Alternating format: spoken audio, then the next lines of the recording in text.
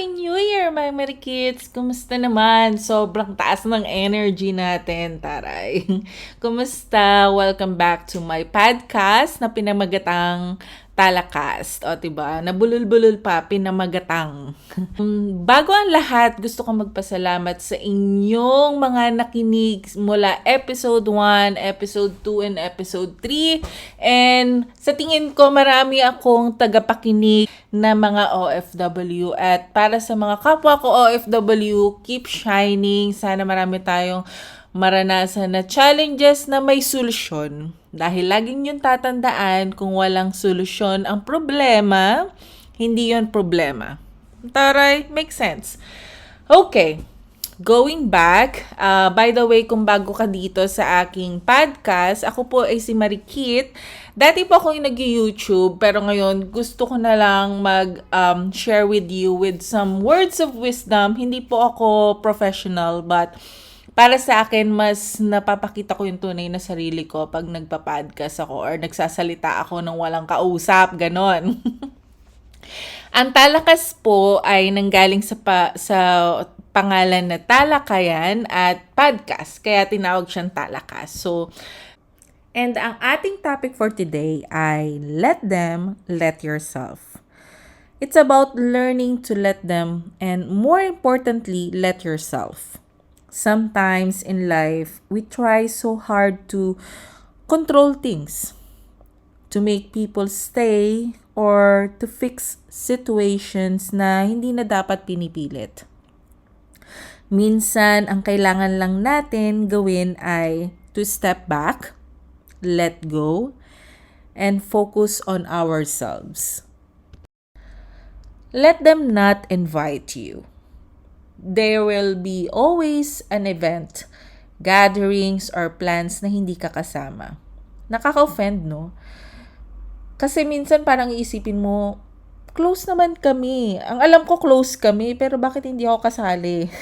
Alam mo yun, kahit ako yung tipo ng tao na ayokong lumalabas palagi at ayoko ng maraming tao or maraming kausap kasi mabilis ma-drain yung energy ko.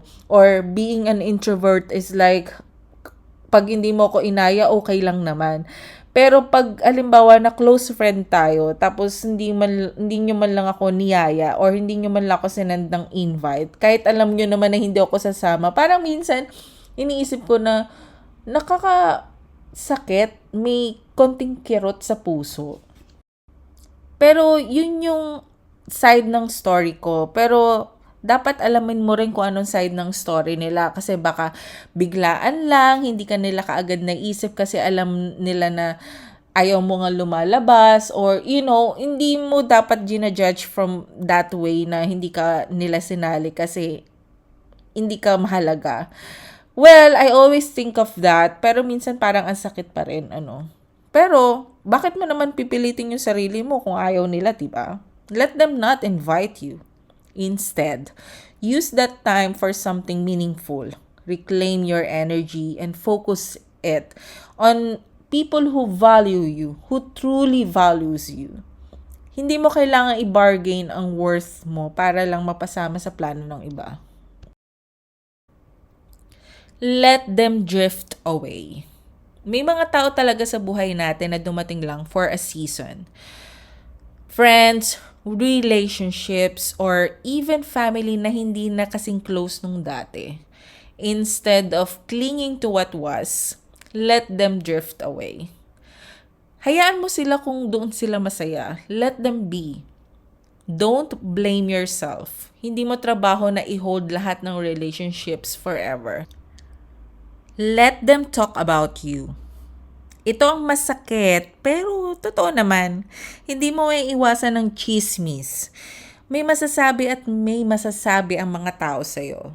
Pero bakit ka magpapakain sa negative energy na binibigay nila? Let them talk. Sige, kung doon sila masaya, hayaan mo sila. Let them be. Don't stoop to their level. Keep your peace intact. Actions speak louder than words. O, diba? Anyway, let them live their life. Minsan, nahihirapan tayong tanggapin kapag ang mga mahal natin sa buhay ay may ibang plano or path. Gusto mo silang gabayan or baguhin, pero tandaan mo, buhay nila yan.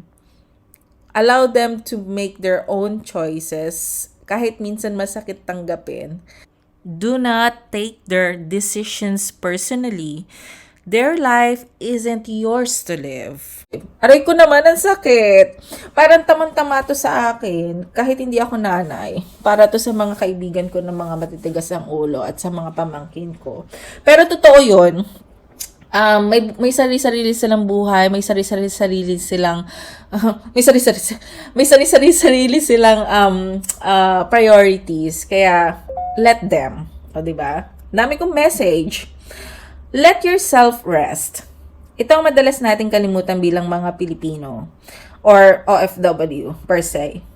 Sanay tayo ng trabaho lang ng trabaho, pero hindi tayo robot. Let yourself rest physically and emotionally. Hayaan mo ang mundo, it will keep spinning kahit magpahinga ka. Kagaya ng ibang company or businesses. Kapag umabsent ka ng one day, hindi sila titigil dahil umabsent ka. Don't feel guilty for taking a break. You deserve it. Let them leave. This applies to relationships, romantic or otherwise. Minsan, kahit anong pilit mo, aalis at aalis sila. Don't chase, don't beg. Let them leave. Kung aalis sila, hayaan mo. They're not meant for your future. O, diba? Future. They're not meant for your future. Don't lose your self-worth. You are enough. Kahit sino pa ang mawala. Let yourself forgive. Forgiveness isn't for them. It is for you. Kung bitbit mo pa rin ang galit or sakit, ikaw lang ang mahihirapan. Let yourself forgive. Let them stay as they are. Hindi mo kailangang hintayin na magbago sila. Don't dwell on the past. Forgiveness is a freedom. Let yourself celebrate small wins. Hindi lahat ng success malaki. Sometimes it is just getting out of bed, finishing task, watching series from season 1 to season 15, kagaya ng Supernatural, or saying no to something toxic or to someone is toxic. Celebrate those wins. Let others focus on their big milestones. Don't compare. Your journey is unique. Let them not understand you. Hindi lahat ng tao maiintindihan ng mga desisyon mo sa buhay. And that's okay. Let them not understand you. Hayaan mo silang mag-isip ng kung ano-ano. Don't feel the need to explain everything. Your life is yours to live. Let yourself heal. Healing takes time and it's not linear. Let yourself heal in your own way and pace. If others are impatient with your healing, that's on them. It is not on you. Let them be. Don't rush the process. You are allowed to take your time. Let yourself that. Para sa akin, pinaka-best way of or tips for letting go or letting be, I do sometimes journal my feelings. Minsan, mas madaling mag-let go kapag isinusulat mo yung mga nararamdaman mo. Sometimes, I practice self-compassion. Be kind to yourself. Hindi mo kailangan maging perfect. Ikaw. Oo, ikaw na nakikinig. I do sometimes surround myself with supportive people. Kagaya ko na tumatanda, para sa akin, yung mga tao na sumusuporta sa akin at sumusurround sa akin, ngayon ay very precious kasi bilang sila sa kamay ko. Piliin mo yung mga tao na nagpapataas ng energy mo. Hindi yung nagbibigay ng negative energy and hindi yung nakaka-drain. Pag na-feel mo na nadidrain ka or inaantok ka pag kasama mo tong tao na to, hindi siya yung karapat-dapat na kaibigan mo or tao mo or boyfriend mo or asawa mo. Diba? Nag-advise pa. Biglang hiniwalayan bukas. Sorry naman.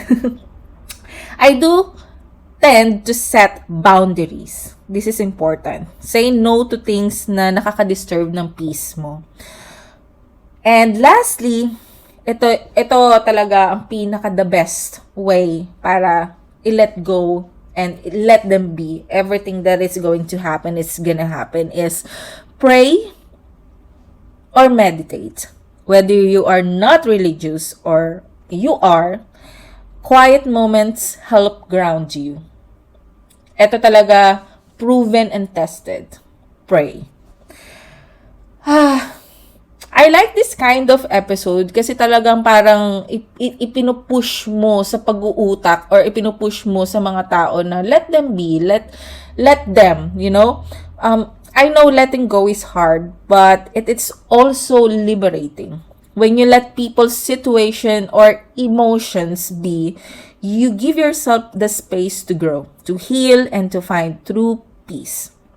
Tandaan mo, hindi mo kailangang kontrolin ng lahat. Sometimes the best thing you can do is to step back, breathe, trust the process. Ay, hanggang sa muli mga Marikits. Alam ko medyo bitin. Sa akin bitin to. Gusto ko yung mga ganitong usapan. Talagang parang letting go. Parang nakakaluwag ng pakiramdam. By the way, mga Marikits, follow my Talakas by Marikit on Spotify, Apple Podcasts, and YouTube. Huwag mo kakalimutan. And hanggang sa muli, it's me again from Talakas, Marikit, signing off. Ciao, ciao!